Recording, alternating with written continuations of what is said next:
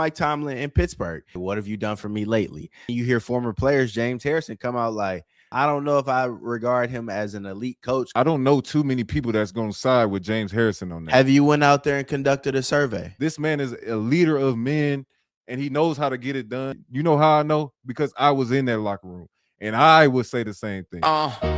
One got the numbers, one let the game on. Two different voices, never the same. Mike on fire when the truth collides. It ain't just one story, must be two sides. It's tough. I mean, it's similar to a situation with Mike Tomlin in Pittsburgh, talking about a guy who never had a losing season there in 19 years, but you also talk about some of those records. We're talking about 9-7, like, multiple 9-7 seasons, like, so it's not like he in his last 7 playoff appearances, he lost in the first round. So you talk about, like, what have you done for me lately? Like, when you look at his total body of work at Pittsburgh, you're like, Tomlin's a hell of a coach. Like, that's someone I want leading my men. But then you hear former players, James Harrison, come out like, nah, I don't know if I regard him as an elite coach, because what's his coaching tree? Like, how many disciples does he have under him? Like, since he's been there in 19 years, how many, Look. James Harrison, first of all, that is a nuanced conversation when it comes to coaching tree. A lot of the guys. Wait, hold on. Before you start your defense, are you saying there's two sides to, like, how former players feel about a coach? So it's kind of like similar to Ian Rappaport and Adam Schefter. Is that what you're about to do right now? I'm just asking. James Harrison is a former player who is not in that locker room right now, and won a Super Bowl. Felt a type of way about Tomlin because of some type of situation that they had former. And he's going into the media and trying to make a hot take. Tomlin's not a good coach. Tomlin's not a great coach. I don't believe that to be true, and it's probably not too many people around that's going to sit there and concur with that way of thinking. Now, as far as he goes on about the coaching tree thing, like I said, that is a nuanced conversation. A lot of the people that Tomlin puts up under him are black coaches, black coordinators put at these positions, and we know how this thing goes when it comes to black coaches and getting their opportunities. So we can't just say, oh, Tomlin hasn't put doesn't have a lineage of coaches that are head coaches now, like Sean McVay and this and that, because we know how this league is. There's still that underlying sense of, I want somebody that looks like me from these owners. Hold on. What that sign say? It must be two sides to every story.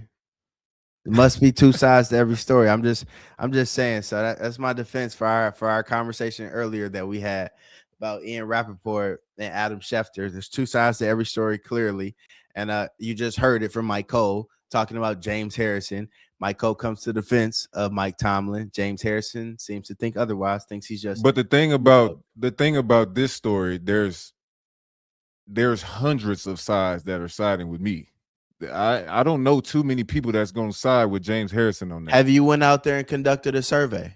I haven't, but when you look at, you're going to listen to this. When you look at the reports about how the players reacted when Tomlin told him that he was stepping down, where did that source come from?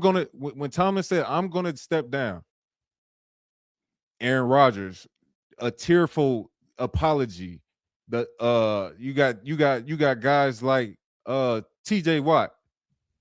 No, please don't. Like, this can't be true. You got guys in there hyperventilating. They're saying it's like a funeral in there. Like, it's a difference between. I don't have the exact source right now, but it's a difference between when a guy like Lamar Jackson goes up to the podium and says, and is asked about John Harbaugh and if he wants him coaching him next year, and he says, man, I ain't thinking about that right now. I'm thinking about what just happened. Like, blah, blah, blah. Like, you're answering without answering. As opposed to Aaron Rodgers going up to the podium and being asked about Mike Tomlin and showering tons and tons of praise on him. And everybody in that locker room will say the same thing. You know how I know? Because I was in that locker room. And I would say the same thing. This man is a leader of men, and he knows how to get it done. And I believe him getting another shot, him getting a jolt of life from fresh energy and being on a new team, it can go a long way, man. You see it with guys like Sean Payton, how it got stale in New Orleans, took a year off and came back with that Denver team with some young players and a lot of life in there, and he's really having success. And I believe Tomlin can do something very similar to that moving forward. I'm trying to find the source of who said these people were crying. Look, man, I got people on the team. I've already called. I'm not gonna put them out, but So I got you connections. called them and they said that Aaron Rodgers cried. He shed a tear. Nah, they ain't say that, but they said it was like a funeral in there, bro. Like that's how it was. It was a very somber mode. It was a very somber mood. Nobody saw it coming. It was blindsided. All right. Thanks for watching that video. If you want more Must Be Two Sides content, be sure to click the links below and follow our journey. Stand for the truth, otherwise take a knee. Made it to the league, now we gotta take the lead.